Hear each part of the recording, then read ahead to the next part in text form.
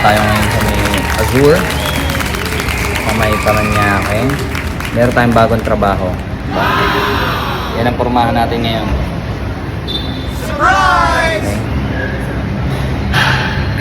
Okay. Papasok na yung VIP. Roger, copy. Sabi ko sa inyo, may bago tayong trabaho. Okay. Sige. Sige.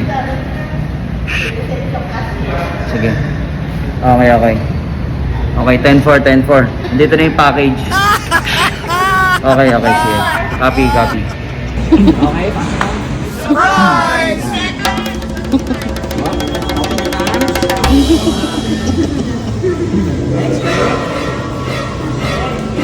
Okay, clear. Yes! So, this way po.